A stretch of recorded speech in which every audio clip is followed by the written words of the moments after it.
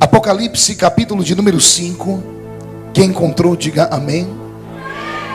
Está escrito assim: e vi na mão direita do que estava sentado sobre o trono um livro, escrito por dentro e por fora, selado ele com 7 selos. Vi também um anjo forte bradando com grande voz: quem é digno de abrir o livro e de romper os seus selos? E ninguém no céu, nem na terra, nem debaixo da terra podia abrir o livro e nem olhar para ele. E eu chorava muito, porque ninguém for achado digno de abrir o livro, nem de o ler, nem de olhar para ele. Todavia um dos anciãos me disse: não chores, eis aqui o leão da tribo de Judá, a raiz de Davi, que venceu para abrir o livro e desatar os seus 7 selos. Quem serve ao leão da tribo de Judá, dê um grito de glória. Coloque a Bíblia no banco, na cadeira, e pegue na mão da pessoa mais perfumada do seu lado. Ainda dá tempo. Isso, aperte a mão dele ou dela com carinho até eles falarem aleluia. Pentecostal que não faz barulho está com defeito de fabricação, não é? Vamos orar? Pai, nós te exaltamos uma vez mais. Louvamos ao Senhor pela vida do Valcir e da Dione, que vem encantando o coração da sua igreja há anos. E nesse 8º CD, Senhor, presentei uma igreja trazendo um profeta. E eu quero ser profeta nesta noite de verdade. Na medida, Senhor, em que eu estiver ministrando a sua palavra, o Senhor tem liberdade para curar, para batizar com o Espírito Santo e para salvar as almas que vieram a esta reunião. Senhor, antes que eu comece a ministrar a sua palavra, cerque esta igreja com a sua presença. E num raio de 5 quilômetros, onde houver um demônio alojado, eu dou a esses demônios segundos para sumirem de Criciúma. Porque se não sumirem, serão queimados pelo poder da sua glória que aqui será derramada. Rasgue o céu sobre nós esta noite. Manda anjos de fogo descerem aqui. Que estes anjos desçam trazendo brasas de fogo nas mãos. Comecem a esparramar estas brasas entre nós. E onde houver um crente cheio do Espírito Santo, pega ele nesta noite, Jesus, e mostra o caminho da verdadeira e poderosa adoração. Fala conosco, fica conosco, em nome de Jesus. E toda a igreja diz: os que podem, tomem o seu assento, dando a Jesus uma linda salva de palmas, porque Ele é tremendo.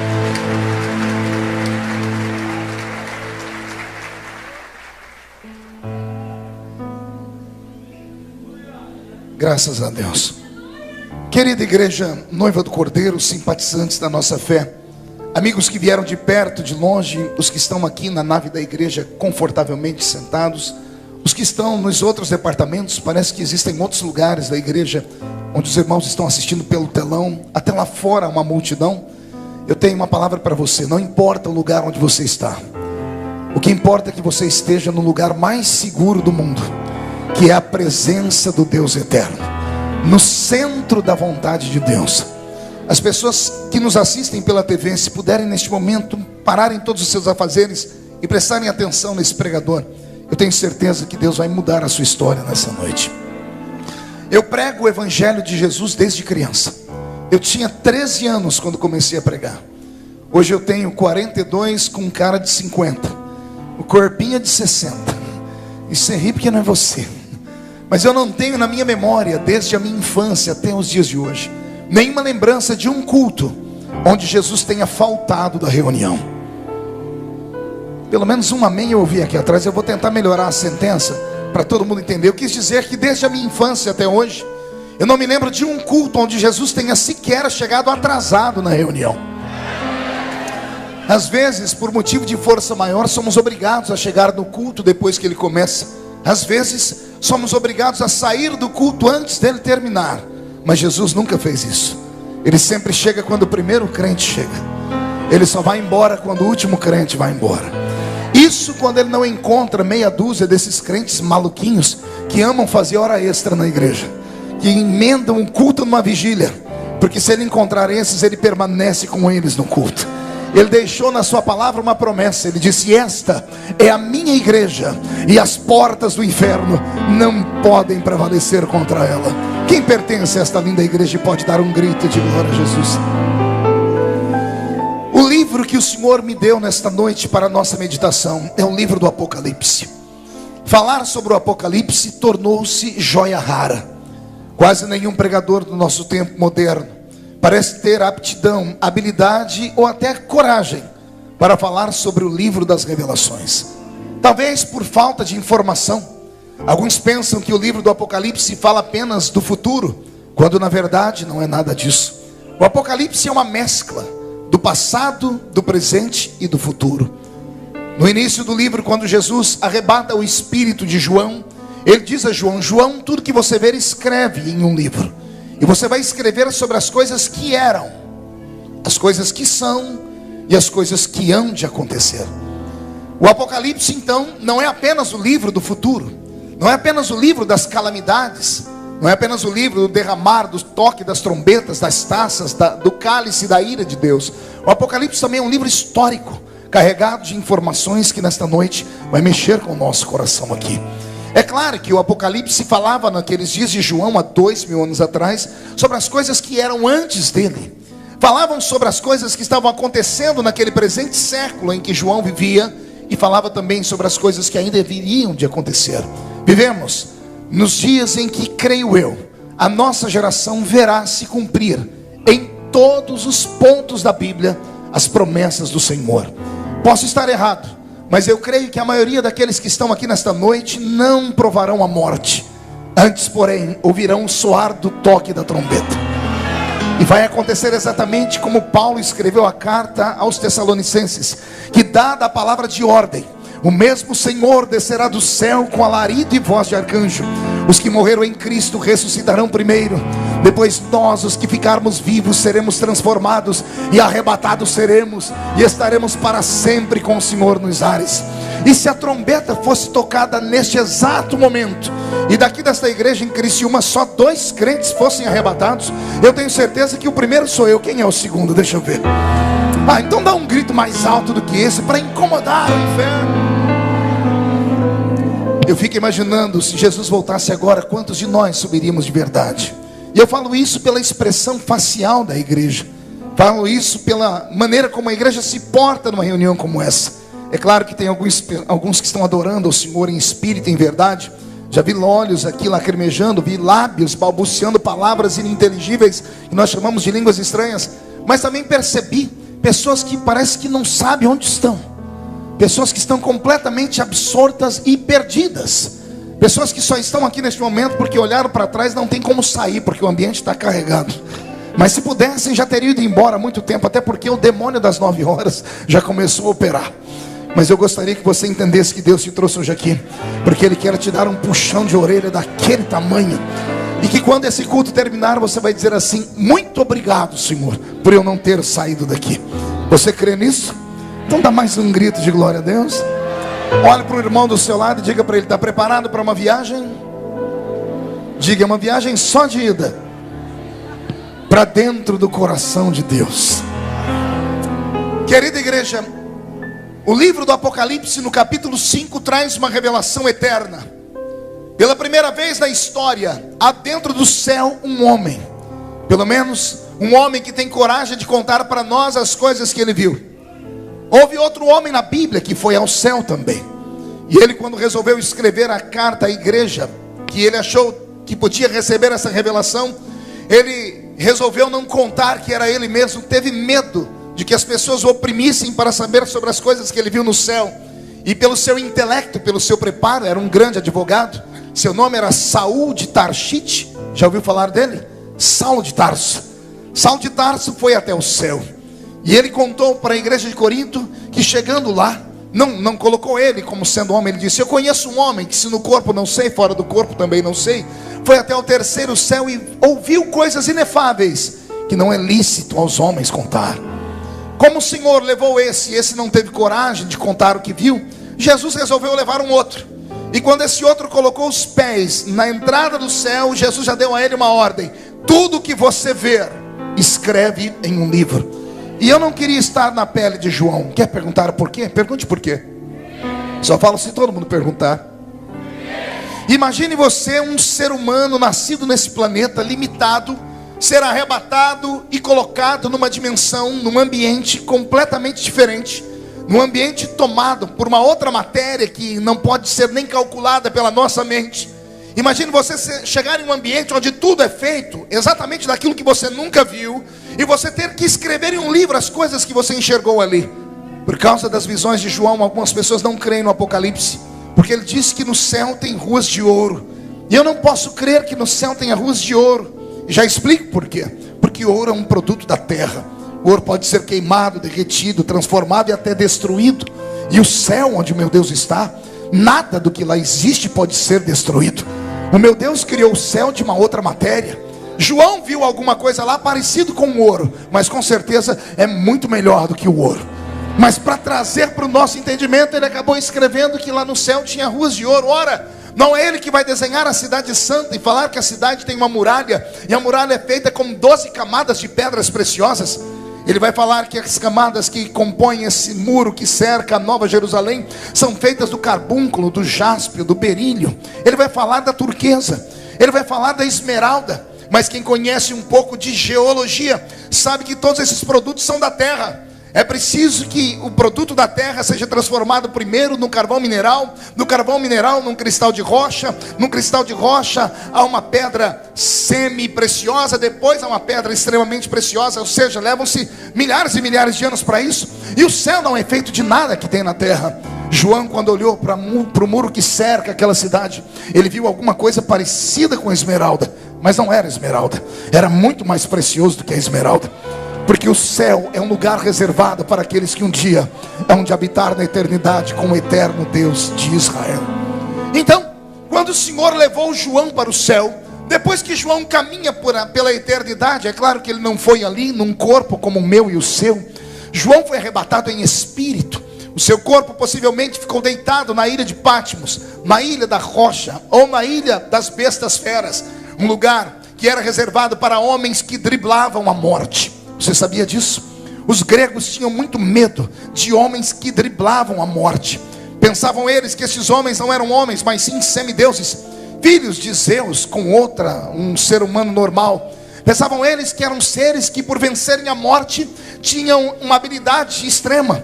Então eram como se fossem feiticeiros e bruxos. E Roma naquele tempo vivia sob a insígnia do pensamento dos gregos. Todos que conhecem a história de João sabem que ele é o último apóstolo a permanecer vivo. Todos já estavam mortos. E João está no alto dos seus 90 anos. Quando o imperador de Roma, Facínora como era, resolveu colocar fim à linhagem dos discípulos de Cristo, mandou trazer João à sua presença, o velho de 90 anos, e pediu para que João negasse a Cristo. Ordenou na verdade. E o velho João não teve coragem de negar o seu Salvador. Quando questionado se ele não tinha medo da morte, a história diz que João disse àquele imperador: a morte não é minha inimiga, a morte é uma carruagem que me levará à presença do meu amigo, em quem eu colocava a cabeça no seu peito e sinto saudades do batimento cardíaco dele. Foi então que esse imperador romano, como todos os que estudam história sabem, Roma era uma fábrica de tortura. E os romanos sempre foram na história os homens que mais criaram métodos de tortura. Esse homem leu a história de todos os apóstolos de Cristo, a maneira como eles haviam morrido, e ele queria entrar para a história. Ele queria matar João de uma maneira diferente. Não queria crucificar João de cabeça para baixo como Pedro. Não queria arrastar o corpo de João pelas ruas como arrastaram o corpo de Marcos pelas ruas de Alexandria e todo esfolado morreu. Não, ele queria criar uma maneira nova. E ele inventou. Colocou um tacho de azeite fervendo na antessala do seu palácio. Um tacho gigante. E ali com azeite fervendo, inquiriu mais uma vez o velho João e disse a ele: se não negares o seu Cristo, você será lançado dentro daquele tambor de azeite fervendo. Como João não negou a Cristo, foi lançado dentro daquele tambor de azeite fervendo, daquele tacho de azeite fervendo. E a história diz que quando o corpo de João se encontrou com o azeite fervendo, subiu uma cortina de fumaça branca, o choque de temperatura, e todos esperavam ouvir gritos. Esperavam logo na sequência ver um pedaço de carne, como se fosse uma borracha derretida. Mas quando a cortina de fumaça desaparece, lá está o velho João, dentro do tacho de azeite fervendo, tomando um banho de azeite. Primeira sessão de hidratação de pele da história. É o primeiro homem que hidratou a sua pele com azeite fervendo. Então o imperador o questiona: por que é que esse azeite não te queima? E João grita, diz os historiadores: é porque o azeite que está dentro de mim é mais quente do que o azeite que está do lado de fora. A presença do Espírito Santo. Como João dribla a morte, nos seus anos não foi apenas ele. A história diz que alguns homens conseguiram ficar 4 horas pendurados pelo pescoço e não morriam. Outros foram enterrados vivos, depois, 2 dias depois, encontraram eles vivos ainda dentro dos seus caixões. Eram homens que conseguiam driblar a morte. Não se sabe se era por causa do seu estado biológico, ou se era porque haviam feito pactos. Então os romanos, quando viam alguém vencer a morte, cultuavam como os gregos. Pegavam esses homens e os isolavam numa ilha, chamada Ilha de Patmos. É para lá que vão levar o homem que driblou a morte.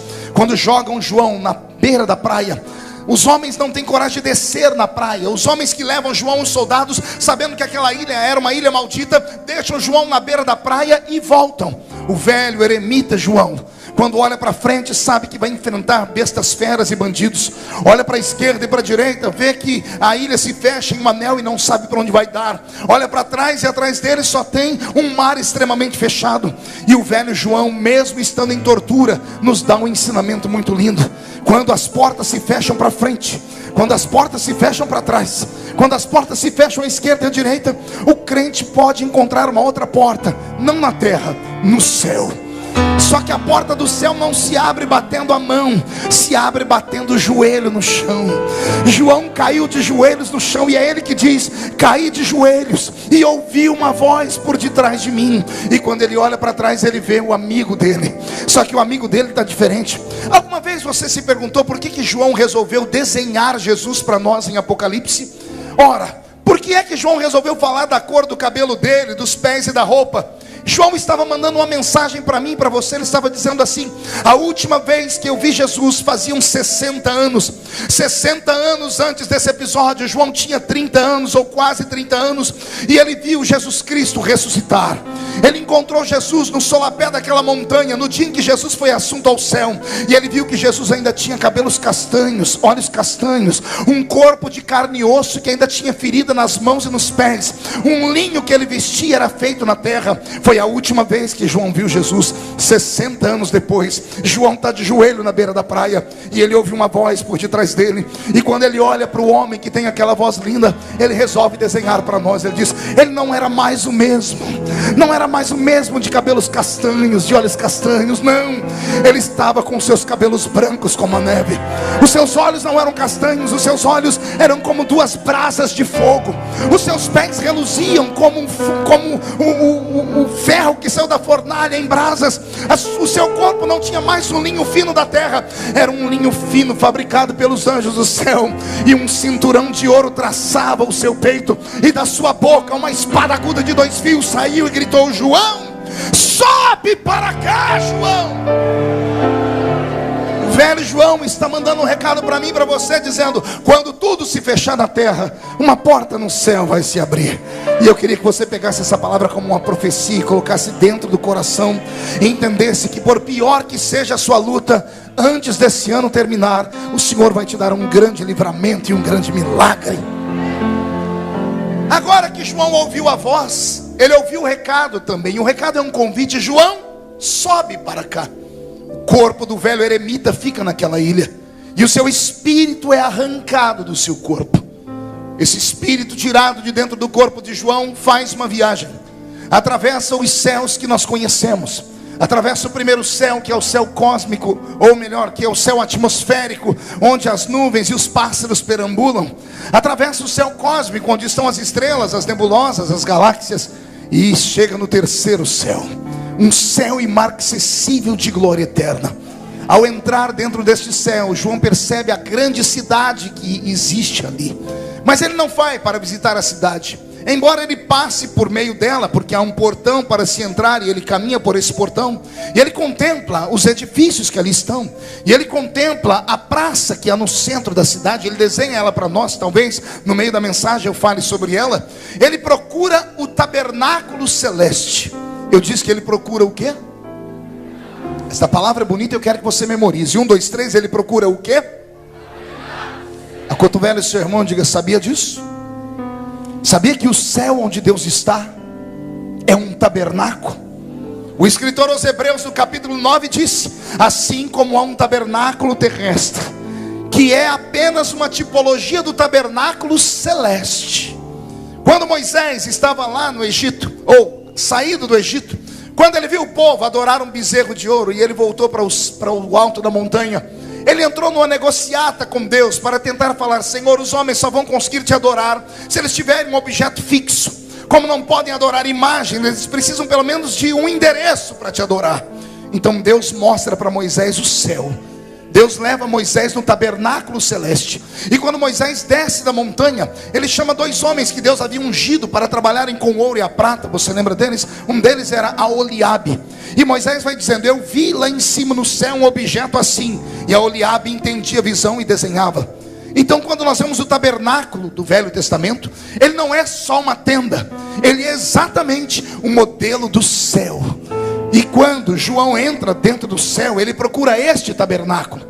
Ele sobe pelo alpendre da entrada, ele atravessa o átrio, ele passa pelo lugar santo e chega no Santo dos Santos.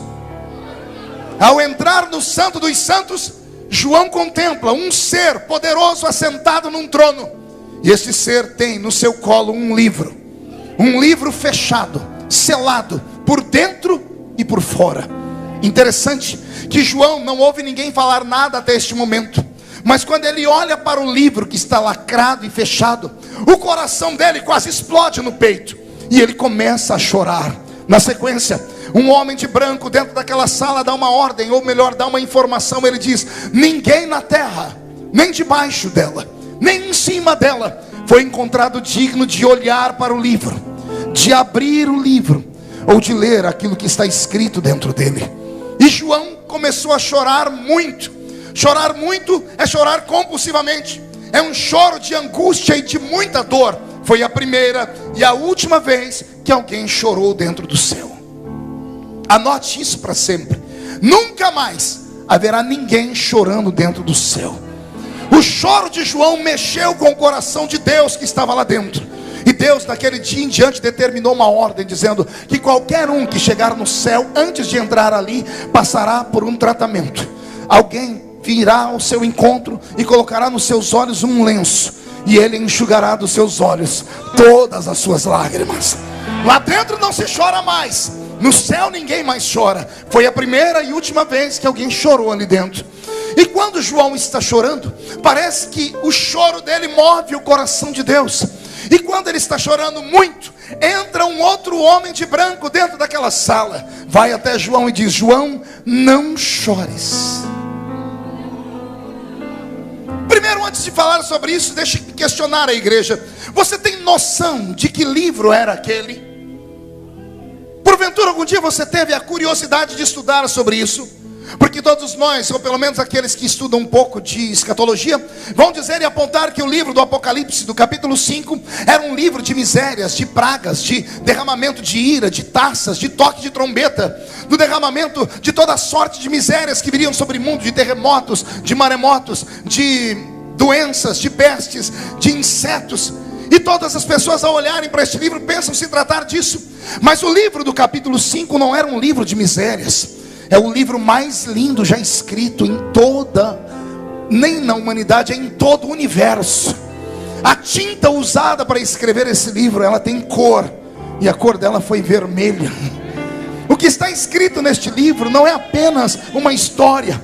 Esse livro está cheio de nomes, e um deles deve ser o seu. Esse livro, ele é famoso, pelo menos entre os teólogos, ele tem um nome pomposo. O nome na teologia é Livro da Redenção da Humanidade. Mas como nós somos aqui da roça, é melhor chamar ele pelo apelido que nós entendemos. Aquele livro era o Livro da Vida. Ah, não vou falar de novo. Aquele livro não era um livro comum, era o Livro da Vida. Sabe o que está escrito lá? O nome de todos aqueles que vieram antes de nós e aceitaram Jesus. O nome de todos os que estão aqui e aceitaram Jesus como Salvador. E só para te deixar feliz, o nome de todos aqueles que ainda vão ser salvos, como da sua família, porque você crê na palavra, crê no Senhor Jesus e será salvo tu e a tua casa. O livro da vida era o livro que estava no colo de Deus. Aí vem a pergunta que não quer calar: pastor, se é o livro da vida, por que é que João chorou ao invés de ele ficar feliz? E aqui começa a minha pregação. Simples, porque aquele livro não era só um livro, ele era um testamento. E um testamento é aquele livro onde dentro dele existe o nome de pessoas que vão herdar heranças deixadas por alguém que está morrendo. Mas o livro só pode ser aberto quando aquele que atestou e deixou herança morre. Somente quando alguém morre é que o testamento é aberto. E o que estava escrito naquele livro era o maior dom da existência, que era o dom da vida eterna. Só que ninguém na terra podia morrer pelo homem, nem debaixo dela, nem em cima dela. Por isso aquele livro nunca poderia ser aberto. Ou seja, se aquele testamento não fosse aberto, nenhum de nós aqui dentro herdaríamos a vida eterna. Se aquele livro não fosse aberto, não haveria igreja, não haveria dupla Valcir e Dione. Se aquele livro não fosse aberto, não haveria línguas estranhas nem lágrimas nos seus olhos. Se aquele livro não fosse aberto, a maioria de nós estaríamos no meio da rua agora, escravos do diabo e o Satanás junto com seus demônios nos fazendo de bicho lá fora. Se aquele livro não fosse aberto, não haveria esse termo de paz que estamos sentindo aqui dentro. Se aquele livro não fosse aberto, não haveria igreja. Por isso, quando João viu o livro fechado e ele viu um homem lá dentro do céu gritando: ninguém na terra, nem de baixo nem em cima, foi encontrado digno de sequer olhar. Se não pode olhar, como é que vai abrir? Se não há alguém que abra, o que está escrito nele nunca vai se cumprir. E se não se cumprir nunca o que está escrito ali, não há salvação. Por isso, a alma de João chorou. Mas enquanto João chorava, se levantou um outro homem de branco que correu até ele e disse: João, não chores, João. Eu imagino o velho João olhando para aquele homem de branco e pensando: eu posso chorar. Você não pode chorar porque você é anjo, você já mora no céu, eu ainda moro na terra. Se aquele livro não for aberto, eu nunca vou vir morar aqui. Você não chora porque você é salvo, eu tenho que chorar porque se o livro não for aberto, eu nunca estarei aqui salvo, nem minha família. Toda obra que foi feita foi inútil. E então o homem se apresenta para João dizendo: João, já encontramos uma fórmula do livro ser aberta. Olhe quem é que está entrando por esta sala agora, João. E quando João fixa o olhar, entra dentro daquela sala um homem todo bonito, poderoso, um ancião de dias. E João pergunta: quem é ele? E o homem de branco diz assim: João, eis ali o leão da tribo de Judá, a raiz de Jessé, que venceu para abrir o livro e desatar os seus 7 selos. Quem acredita nessa história, dê glória a Deus. O que eu trago agora é uma revelação para aqueles que amam a Bíblia. Eu quero agora pregar a mesma história, mas usando um outro livro do Velho Testamento. Uma história que talvez você nunca tenha ouvido. No capítulo 6, versículo 8 do livro do profeta Isaías, o texto áureo dos congressos missionários. Uma pergunta é feita e uma resposta é dada. A pergunta feita é esta: e agora, a quem enviarei? E quem há de ir por nós? E a resposta é esta: eis-me aqui, envia-me a mim. Inúmeras vezes, milhares de vezes preguei esse texto. Preguei esse texto no Brasil e fora dele.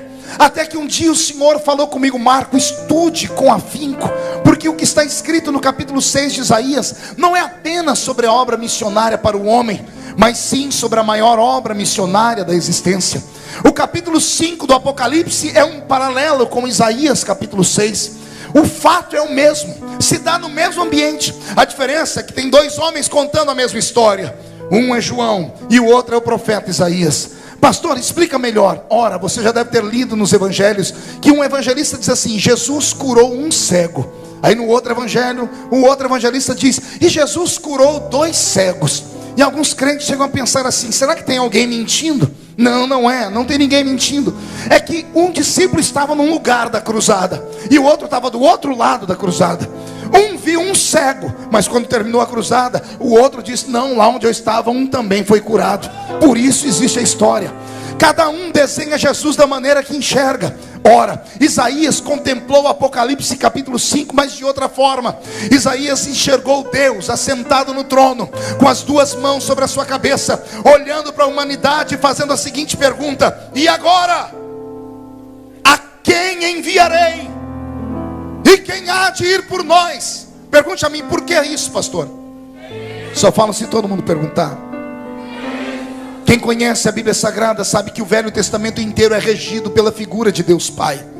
De Gênesis a Malaquias nós temos um período chamado de dispensações, que são divididas em 5 classes. A dispensação da inocência, consciência, governo humano, era patriarcal e lei. Em cada uma dessas dispensações, a própria figura do grande Jeová desceu à terra. Desceu à terra para tentar convencer o homem de que ele era Deus. Deus desceu a este mundo e queria que o homem tivesse temor a ele. O homem não teve temor a Deus, o homem teve medo de Deus. Anote essas 2 palavras porque elas são parecidas, mas completamente diferentes: temor e medo. Às vezes confundimos essas 2 palavras, mas em essência são completamente diferentes. O Deus do Velho Testamento queria que o homem tivesse temor a ele, mas o homem do Velho Testamento não teve temor, ele teve medo. Qual a diferença, pastor, do temor e do medo? Um filho de 45 anos de idade, que malha bastante em uma academia, que tem os seus bíceps avantajados, chega diante do seu velho pai de quase 80 anos, e numa discussão, o velho pai de 80 anos dá um tapa no rosto do filho. O filho, que é parrudo, troncudo, forte, não vai bater no pai porque ele tem medo do pai, é isso? Sim ou não? Não. Por que é que ele não bate no pai? Porque ele tem temor. Temor é respeito. Deus não quer que ninguém tenha medo dele. E eu já mando um recado aqui para esses crentes que não entendem nada de Jesus, que vêm à igreja porque tem medo de ir para o inferno. Se você está na igreja porque tem medo de ir para o inferno, você vai para o inferno dentro da igreja mesmo. Porque Deus não é um tirano. Deus não quer que você entre aqui e fique como se estivesse acorrentado. Deus não quer que você passe o culto inteiro com essa cara feia, parecendo que foi batizado num pote de vinagre. Deus não quer que você fique aqui o culto inteiro. Ah, mas se eu sair a maldição me pega. Aí passa o culto inteiro com esse olho seco, parecendo olho de sapo que morreu no dia de enchente. Não, Deus quer que ao entrar aqui dentro, você preste atenção na presença dele, e você possa adorá-lo na beleza da sua santidade. O homem do Velho Testamento teve medo de Deus, não teve respeito. Então Deus tentou, desde Gênesis até Malaquias, todos os homens que Deus levantou, o diabo puxou o tapete deles. Você se lembra da história? Não foi isso que aconteceu? Ora, Deus levanta Adão, vem o diabo e passa uma rasteira em Adão. O primeiro homem toma nesse mundo, e os descendentes deles são todos fracassados. Deus levantou homens especiais, deu a eles dons especiais, e os homens especiais com seus dons especiais fracassaram. Deus levanta Salomão como sendo o mestre da sabedoria. Há quem diga que o homem sábio não erre o caminho, mas o homem que era o mestre da sabedoria morreu louco, porque se curvou diante dos deuses das suas muitas mulheres. Deus levanta Sansão para ser um homem que vai libertar o povo, e o homem que vai libertar o povo morre cativo, amarrado lá naquela grande imagem do deus Dagom dos filisteus. Deus levanta Davi para ser um homem segundo o seu coração, e Davi o que faz? Comete um pecado grosseiro. Ele manda matar o marido de uma mulher para ficar com ela. Todos os homens que Deus levantou, o diabo puxou o tapete deles e os fez bater com a boca no chão, ao ponto de chegarmos no livro de Malaquias, o último livro do Velho Testamento, e Deus desaparecer da história. Você sabia que a diferença entre o Velho Testamento e o Novo Testamento é exatamente porque é um período de 400 anos que Deus ficou sem falar com o homem? Deus ficou sem falar com o homem por um motivo. Pergunte qual? Deus desistiu da humanidade. Deus olhou para a terra e disse: o homem não merece a minha presença. O homem é um ser truculento por natureza. Quando Deus viu a terra inteira perdida, esse mesmo Deus faz uma viagem de volta ao céu, lembrando das profecias bíblicas. Você se lembra de Gênesis capítulo 8, quando Noé abre a portinha da janela e solta uma pombinha por 3 vezes? Ele não soltou 3 pombinhas, ele soltou a mesma pombinha por 3 vezes. Na primeira vez a pombinha saiu, não encontrou lugar para pousar e voltou para a arca. Na segunda vez ele solta a pombinha, ela vai, passa uma temporada na terra e volta para a arca trazendo no bico um raminho de oliveira. Na terceira vez a pombinha vai e não volta mais. Você acha que essa história está na Bíblia à toa? Não, isso aqui é luz da profecia. Era Deus falando como é que ele conquistaria o homem. Ele teria que fazer 3 viagens à terra. Na primeira vez veio a figura de Deus Pai. A pombinha saiu da arca, tentou pousar, mas o mundo era podre demais, não encontrou lugar para pousar e voltou para a arca. O meu Deus tentou de Gênesis a Malaquias e não conseguiu o coração da raça humana. Deus entra dentro do céu, senta no trono, olha para a terra e grita: e agora? A quem quem enviarei? Porque eles não aceitaram a mim, que sou Deus. Se rejeitaram a mim, a quem eles vão aceitar? Quando Deus dizia: agora quem enviarei? João escutou lá no Apocalipse alguém dizendo assim: ninguém na terra, nem debaixo, nem em cima dela. Não havia ninguém para fazer parte da salvação da raça humana. Ninguém poderia abrir aquele testamento. E é aí que acontece um milagre na eternidade. Respire fundo, porque é emocionante. Quando Deus dizia: agora quem enviarei? E alguém grita lá dentro: ninguém, porque não há ninguém na terra, nem debaixo, nem em cima dela. Uma voz muito suave vem da direita de Deus. E a voz suave diz assim no ouvido do Pai: eis-me aqui.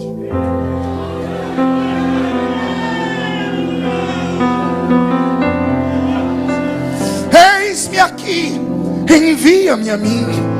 Oh glória. Se prepare, porque agora vai ficar mais emocionante ainda. Quem não tem lenço, prepare a ponta da camisa ou a manga da gravata aí. Ou a manga da camisa e a ponta da gravata, melhor. Eu imagino que houve nesse momento um período de 400 anos. Isso no relógio da terra. No céu não existe isso, porque um dia para o Senhor é como 1000 anos. Mas houve um período de diálogo entre Deus Pai e Deus Filho. E são esses 400 anos nossos. Eu imagino o pai olhando para o filho dizendo assim: por que você quer ir? Porque eu já fui, nós somos um. Quem vê a mim, vê ao Pai. Não foi isso que Jesus disse? Se o Senhor foi e eles não te aceitaram, eles podem aceitar a mim. E eu imagino o pai falando assim: mas por que eles aceitariam você e não aceitariam a mim, se nós somos um? E eu imagino o filho com o seu amor pela humanidade já dizendo assim: pai, nós criamos uma raça diferente. Como assim, meu filho? Nós criamos 3 raças de vida no universo. A primeira raça de vida que nós criamos foram os anjos. Depois nós criamos os animais irracionais. E aí quando o Senhor olhou para a eternidade dos anjos e a vida pobre dos animais irracionais, mas o Senhor viu que os animais irracionais tinham algo que os anjos não tinham. Animais irracionais têm alma, e a alma é o palco das emoções. Os anjos não têm alma, só têm espírito. Os anjos não podem morrer nunca, os animais podem morrer. Os animais não têm espírito, mas os anjos também não têm alma. Os animais têm terra, os anjos são eternos. Quando o Senhor viu essas 2 raças, o Senhor resolveu criar uma terceira. E essa terceira, o Senhor gastou nela o que o Senhor nunca fez com ninguém. O Senhor pegou a essência dos anjos e pegou a essência dos animais irracionais. E o Senhor pegou terra e alma e espírito, porque anjo é espírito, animal irracional é alma e terra. E o Senhor resolveu juntar tudo num corpo só. Resultado: você.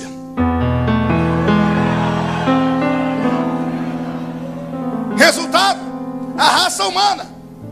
E eu imagino o pai dizendo: e você quer chegar aonde? E Jesus diz assim: pai, o homem não é como um anjo, que não tem vontade própria. O homem não é como um animal que age só por instinto. Nós temos ao homem um dom, e esse dom custa muito caro. O homem, com todo respeito, eu espero que aqui ninguém leve por outro lado e ninguém ache que eu estou pregando heresia, porque eu já vou pregar, já vou provar biblicamente. O homem é imagem e semelhança de quem? Não ouvi direito, eu quero ouvir de novo. O homem é imagem e semelhança de quem? Portanto, o homem é como se fosse um deusinho com D minúsculo. É um ser extremamente capaz. O homem é capaz de criar um aparelho como esse. Olha o tamanho da porcaria. Serve como telefone, como rádio, como editor de texto, como computador. Serve como câmera fotográfica, serve como câmera de filmagem. Serve para 1 milhão de coisas e ainda serve como telefone de vez em quando. Como é que a voz de alguém vem parar aqui dentro? Alguém pode me explicar? Eu sei que os meninos mais estudantes vão falar: pastor, existe, pastor, as ondas sonoras. E as ondas sonoras, elas vêm em forma digital ou analógica. E elas brincam pelo espaço, levados pelo vento, e bate naquele guarda-chuva ao contrário, que fica lá no céu, como é que chama? Satélite. E o satélite procura o chip que está dentro dessa porcaria. Pode falar o que quiser, eu não entendo. Como é que a voz de alguém vem parar aqui dentro? Alguém me explique. Se isso não é um milagre, Eu desconheço o milagre. E isso foi criado por quem? Pelo homem. Olha o instrumento que esse menino toca. Como é que pode sair esses sons? Olha a roupa que você está usando, o carro que tem lá fora te esperando. O que falar dos aviões que pesam 300 toneladas e flutuam no céu? Como é que a imagem de alguém pode sair daquele telão? Eu estou aqui, olha lá onde eu estou dentro da televisão também. O homem é um ser poderoso demais. Quando a Bíblia diz que Deus é Deus dos deuses, aleluia. O que é que você acha que a Bíblia está falando? Oh, você nunca ouviu isso, escute aqui. Baal é Deus? Perguntei, teve gente que ficou em dúvida, eu vou perguntar de novo. Baal é Deus? Astarote é Deus? Azera? Marduk? Os deuses da Mesopotâmia antiga são deuses? Esses santos que tem no Brasil são deuses? Não. E por que a Bíblia diz que Deus é Deus dos deuses? Esses deuses somos nós. Deus é Deus dos deuses que Ele criou.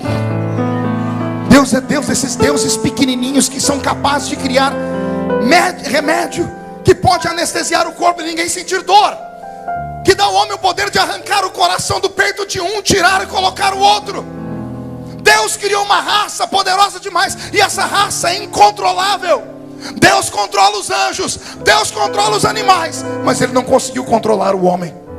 Por não controlar o homem, Ele perdendo o controle, Ele abandonou o homem. Até que Jesus veio à direita do Pai e disse: Pai, não abandone o homem. Por que, meu filho? O homem só faz mal para mim, o homem me troca, o homem me trai. E Jesus disse: Papai, deixa-me interceder por eles. O que é que você quer me dizer?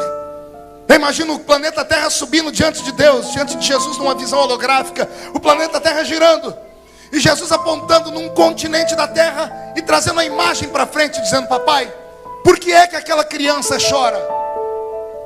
Pele, osso e barriga. Por que é que aquela criança chora, meu pai? E o pai dizendo: ela chora de fome, meu filho.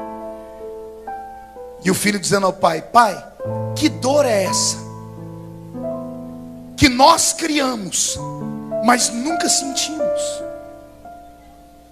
O que é a fome? Nós nunca precisamos comer. Aquele povo te amaldiçoou porque não tem comida. Rejeitaram o Senhor porque não tem comida. Nós nunca vamos entender eles, porque nós nunca passamos fome. Gira o planeta. Por que aquela menina chora, pai? Porque ela tem sede. E o que é a sede? Que dor é essa que faz uma pessoa se desesperar? Papai, nós criamos a sede, mas nunca sentimos sede. O planeta gira. Pai, porque aquele homem chora? Ele chora porque foi traído pela esposa. Pai, que dor é essa que nós criamos e nunca sentimos? Por que aquela mulher chora? Porque ela tem um câncer e não tem cura. Pai, o que é um câncer? É uma doença, filho. E o que é uma doença?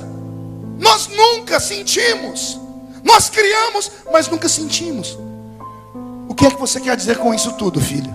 Pai, nós só vamos entender o homem o dia que nós formos como ele.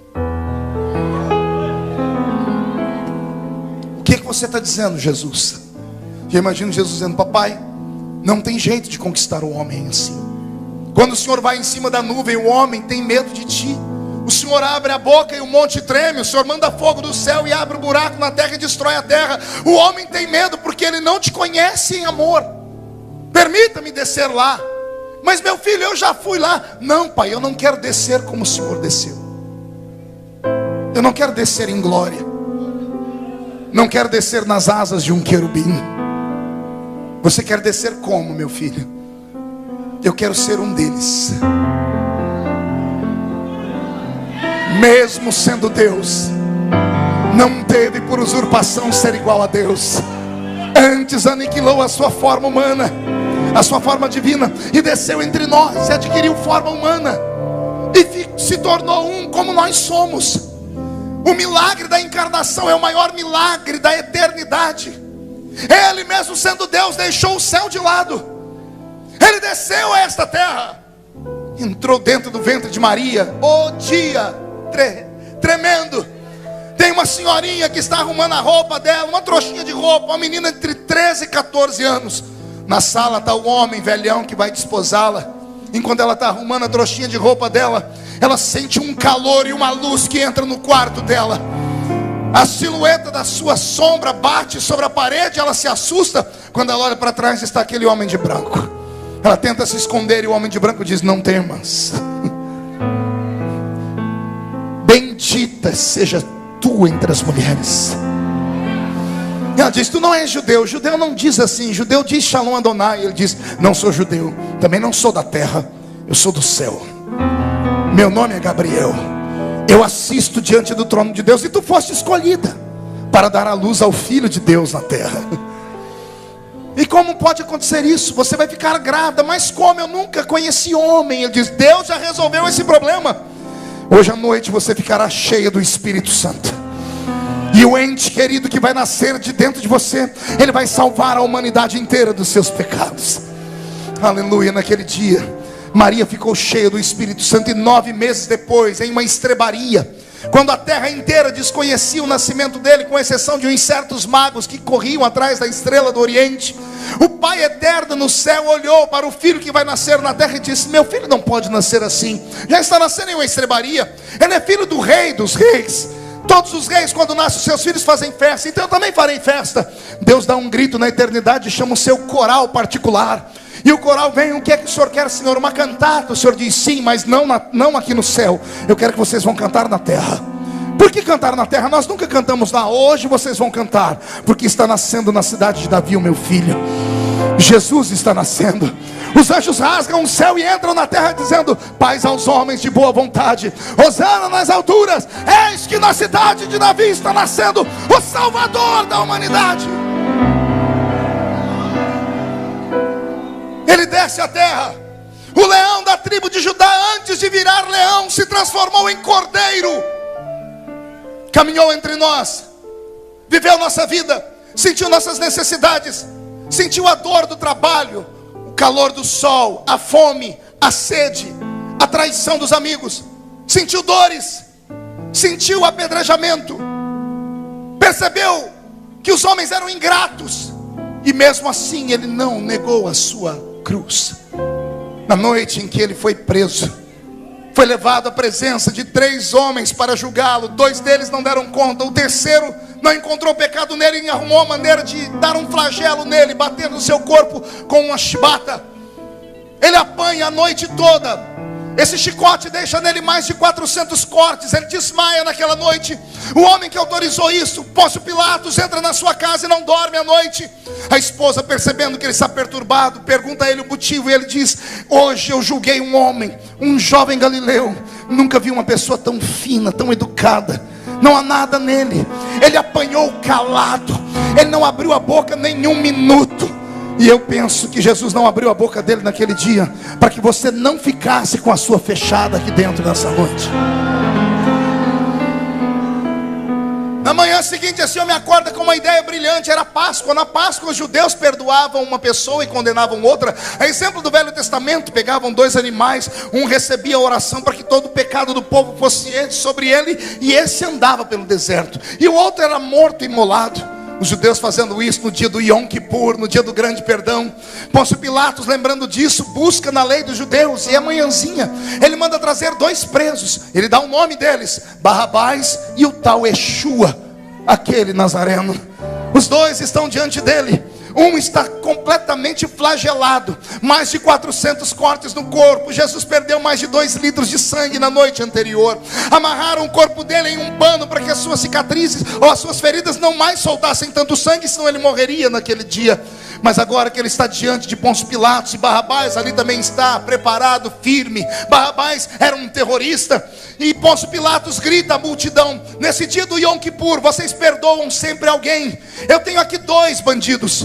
Pelo menos os 2 estão condenados. A quem vocês escolhem para ser crucificado? A quem vocês perdoam? E a multidão, que deveria perdoar Jesus, que deveria libertar Jesus, que deveria dar a ele a honra, porque ele matou a fome deles, ele matou a sede deles, ele curou a doença deles, ele trouxe alguns deles da morte de novo para a vida. Nenhum deles puderam olhar o meu Cristo nos olhos. Venderam o meu Jesus. E Jesus foi naquele dia condenado. Colocaram sobre ele uma cruz pesada. Ele sofreu como nenhum de nós jamais sofreríamos em toda a história. E mesmo no alto da cruz, sentindo dores que nenhum de nós jamais sentiria, ele não negou a sua cruz. Ele olhava para o futuro e enxergava esta igreja aqui em Criciúma. Ele enxergava você em qualquer ambiente onde você esteja. Ele enxergava você na sua casa agora. E por causa da sua alma, por causa do desespero em que você passa, ele resolveu morrer no nosso lugar. Naquele dia ele morreu. O astro-rei se escondeu no céu. A terra tremeu, regurgitou, tumbas se abriram, e ele foi arrastado para dentro da cova de um certo senador da república chamado José de Arimateia. Ele passa 3 dias no seio da terra. 3 dias depois, é domingo de manhãzinha, as mulheres estão chegando dentro da sua tumba, ou pelo menos no jardim onde a tumba estava. Elas querem cuidar do corpo dele, mas tomam um susto. Tem uma pedra arrolada para fora da porta da tumba. Tem 2 homens de branco de pé. Um dos evangelistas diz que soldados estavam desmaiados pelo chão. Os homens de branco gritam para elas: porque procurais entre os mortos aquele que vive? Ele não está mais aqui, ele já ressuscitou.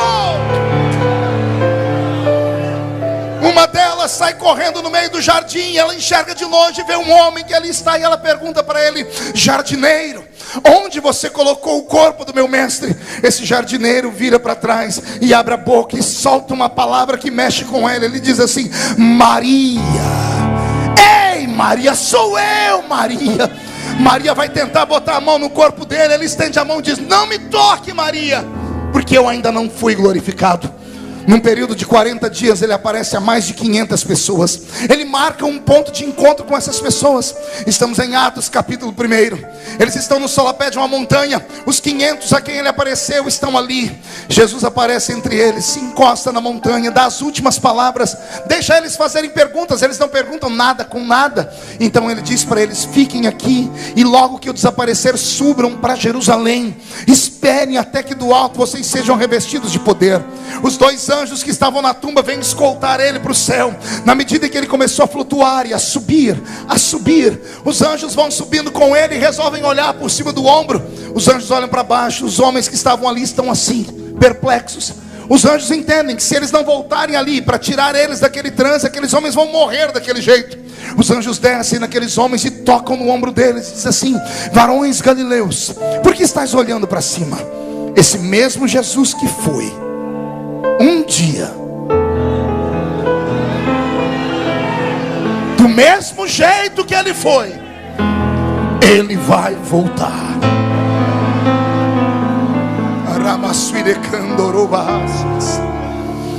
O corpo de Jesus é arrastado da terra e vai parar no céu. Vai parar aonde? Não ouvi aonde? Acotovela o seu irmão, diga: mas não é dentro do céu. O corpo de Jesus vem parar na entrada do céu. Era um corpo de carne e osso, que tinha cicatriz, que Tomé botou o dedo ali. O corpo dele ainda não é glorificado. Por isso que ele disse para Maria: não me toque, porque eu ainda não fui glorificado. Ele precisa cumprir uma lei. Ele arrasta um corpo de carne e osso para o céu. O céu está fechado para o homem. No Gênesis, Deus disse: o meu espírito não estará mais com o homem. Quando o corpo de Jesus aparece na entrada do céu, escoltado pelos anjos, os anjos que guardam o céu vêm voando, vêm correndo com a espada na mão, pensando se tratar de um espírito estranho. Mas quando olham nas mãos dele furadas, a história eles conheciam. Esses anjos se curvam e começam a cantar um salmo que nós temos na nossa Bíblia, o salmo de número 24. Esses anjos começam a cantar assim: levantai, ó portas, as vossas cabeças, levantai, ó portais eternos, para que entre o Rei da Glória. Os anjos que estão dentro do céu vêm voando, vêm correndo, perguntando: mas quem é este Rei da Glória? Os anjos que viram as mãos furadas dele gritam: o Senhor dos exércitos, poderoso na batalha, ele é o Rei da Glória. Respire fundo. Quem ama a revelação bíblica? Então diga para o seu irmão: ouça a revelação. Quando o portão do céu se abre, pastor João Seno, e o corpo de carne e osso, arrastado da terra, coloca os pés naquilo que no futuro será ruas, que João vai chamar de ouro. No futuro, pergunte por quê. Não havia nada construído no céu a não ser o tabernáculo. Não havia nada construído nele, apenas o tabernáculo. Com base no que o Senhor diz isso? João 14. Jesus disse: eu vou para o Pai, e vou preparar um lugar. Alguém entendeu? Vou falar de novo. Eu vou para o Pai e vou fazer o quê? Então o lugar não estava preparado ainda. Sim ou não? Quando Jesus chega no céu, o céu é um ermo, uma paisagem linda, branca, gigantesca, murada assim, regiões celestiais, e lá no centro está o tabernáculo do Deus vivo. Agora que Jesus entra dentro do céu com um corpo de carne e osso, ele cumpre uma lei. Aleluia. Era a maneira dele dizer: é possível nascer na terra de carne e osso e vir morar no céu. Ninguém entendeu, vou falar de novo. É possível nascer nessa terra desgraçada, pecadora, miserável, morrer e um dia ir morar no céu. Ele é a primícia de tudo isso. Agora que o corpo dele ressuscitado cumpre a lei, ele prova que o homem pode morar no céu. Agora que ele está dentro do céu, aí acontece o milagre. Pergunte qual? O corpo ressuscitado é glorificado. O cabelo dele começa a mudar de cor, da raiz para trás. O corpo dele se agiganta, porque ele não é homem, ele é Deus. O corpo dele começa a brilhar como o sol. Suas roupas são trocadas, seus olhos ficam como chama de fogo. Ele agora não caminha mais, ele flutua. Digo eu, não a Bíblia, é um pensamento desse pregador, que agora que ele está flutuando, e ele é Deus, está no céu, aquele ermo do céu, ele disse que ia preparar um lugar, amém? Ele estende a mão esquerda para cá e a direita para cá, e da sua mão vai saindo o poder da criação, aquilo que ele cria sem precisar de matéria. Na medida em que ele vai flutuando rumo àquele tabernáculo, casas são construídas instantaneamente, edifícios começam a se levantar, ruas e avenidas começam a nascer. Uma daquelas casas tem o seu nome, um daqueles edifícios são seus. Só quem não é crente para não crer numa coisa dessa. Mas se tem alguém que acredita numa coisa dessa, eu não quero ver você dar um grito agora, eu quero ver você dar um berro de glória a Deus nesse lugar. Não estou satisfeito. Levante a mão direita para o céu, coloque no ombro de quem está do seu lado, com carinho e respeito. Tem gente que nem para me obedecer presta, raça ruim.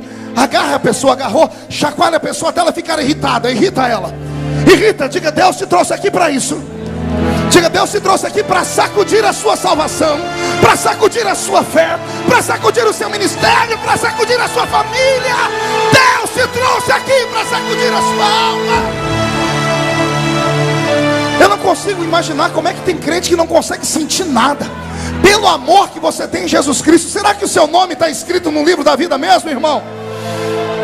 Meu Jesus. Agora que o céu está sendo construído, respire fundo. Jesus chega no meio da plataforma do céu e ele resolve incrementar. Pergunte para mim, o que é que ele resolve fazer, pastor? Ele resolve criar uma praça. Uma praça muito linda. E ele coloca um rio nessa praça. Um rio que corta essa cidade inteira. A Bíblia chama de rio de cristal. Esse rio não tem peixes, mas as águas desse rio também não são águas normais. As águas desse rio são águas quentes.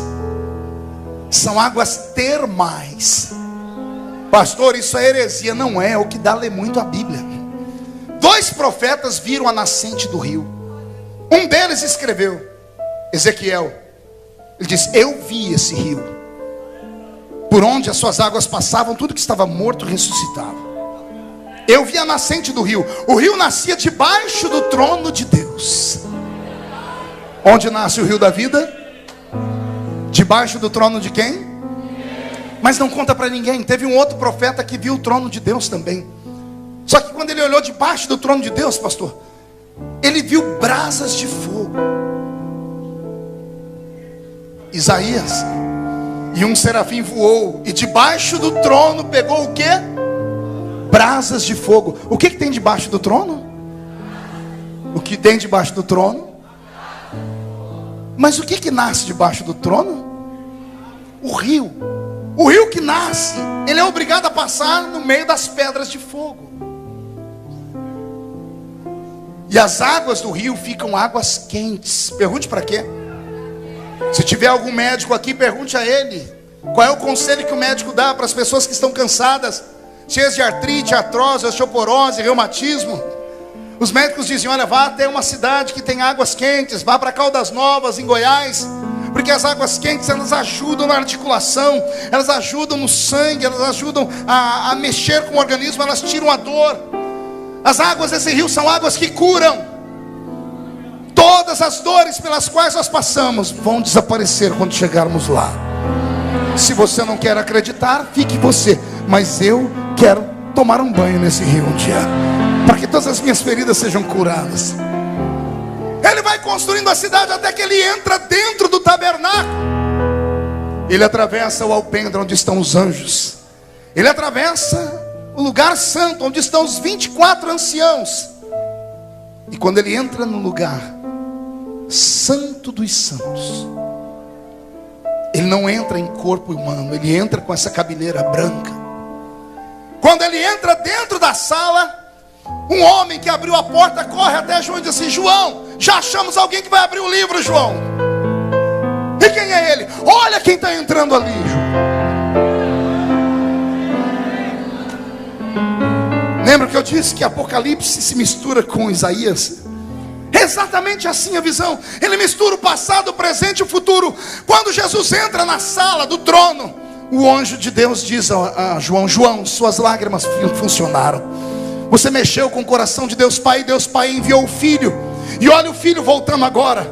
Ele foi cordeiro na terra, mas agora ele entra aqui como leão da tribo de Judá. De uma coisa eu tenho certeza, que se nós não nos vermos mais aqui nessa terra, aqui em Criciúma, um dia eu quero ver você no céu, porque eu sei que ali é a nossa esperança, é a nossa morada final. Naquele dia no céu, o ministério que eu tenho, que o pastor João Seno tem, vão ser extintos, mas o ministério de Valcir e Dione continua. Vão cantar para toda a eternidade aquele que vive para todo sempre. E naquele dia todos nós cantaremos juntos ali. Alguém acredita nisso? Quem acredita que um dia podemos cantar naquele lindo coral? Fique de pé, por gentileza. Vou pedir para que os que estão aqui dentro fechem os olhos nesse momento, porque enquanto eu ministrei, alguns se alegraram, outros não podiam se alegrar. Eu entendo. Se a trombeta tocar agora, você não pode subir conosco. Você está afastado da igreja. Há anos não toma a Santa Ceia. O apelido recebido é aquele antigo apelido evangélico: desviado. Você foi excluído, excomungado do ministério. Você caiu, escorregou, se jogou e a sua vida perdeu o sentido. Você veio hoje aqui atraído pela propaganda. Você tinha jurado que nunca mais colocaria os pés na igreja, mas hoje alguma coisa falou mais forte. Você nem sabe o que está fazendo aqui. Eu sei. Jesus colocou um anzol no seu queixo e Ele resolveu te trazer de novo para a casa dele. O diabo ganhou por um tempo, mas não vai ganhar para sempre. Você nasceu para morar no céu, não no inferno. E o que eu vou dizer agora, eu falo do fundo da minha alma: você não é normal, você é uma raridade para o meu Deus. E como você é uma raridade para Deus, o meu Deus quer trazer você de volta para perto dele. Será que existe alguém entre nós essa noite que está afastado dos caminhos do Senhor e teria coragem de romper o meio da multidão e vir aqui perto de mim nesse altar para eu orar pela sua vida?